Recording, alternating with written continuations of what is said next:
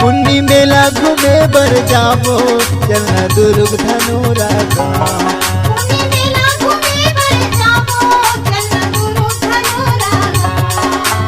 बड़ा जबर हाँ मेला भरा थे,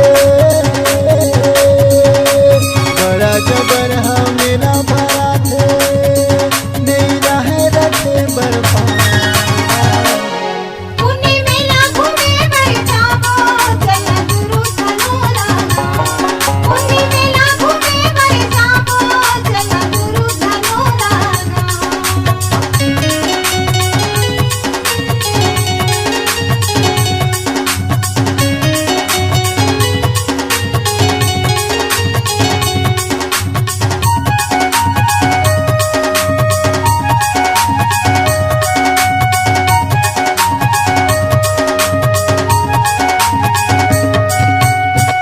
योगेश से लिहा बता थे कतो बछर हो के मेला भरा थे,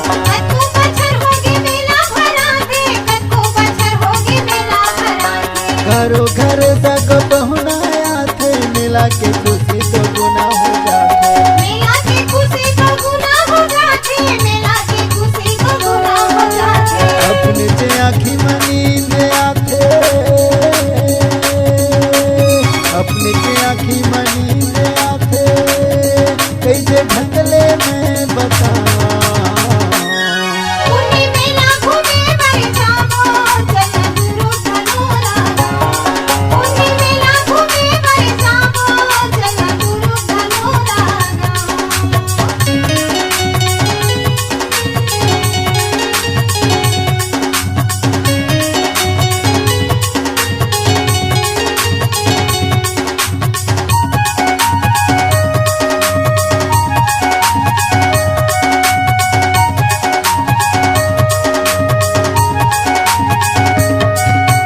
मेला के शोर उड़े बड़ भारी, करे अगोरा संगी संगवारी,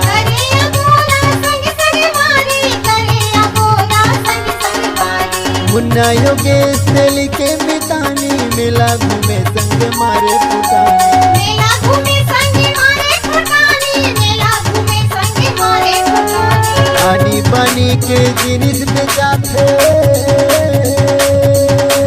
पानी पानी के जिनिस बेचाथे, बड़ा सस्ता रही थे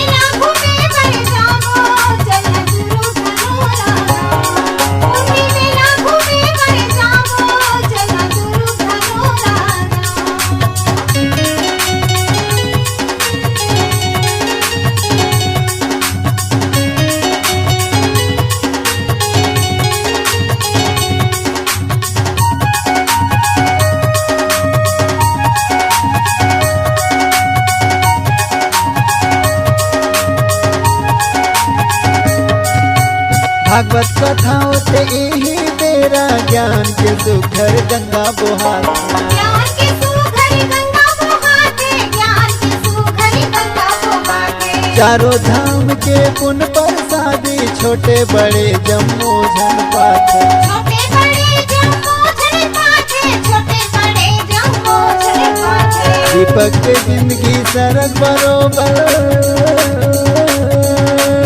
दीपक के जिंदगी सरग बरोबर, यहाँ सुख शांति के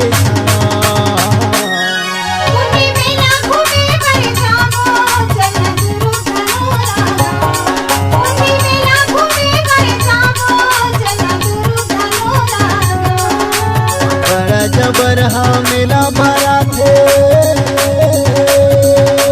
बड़ा जबर हाँ मेला भरा थे, नहीं रहे रखे बर्फा।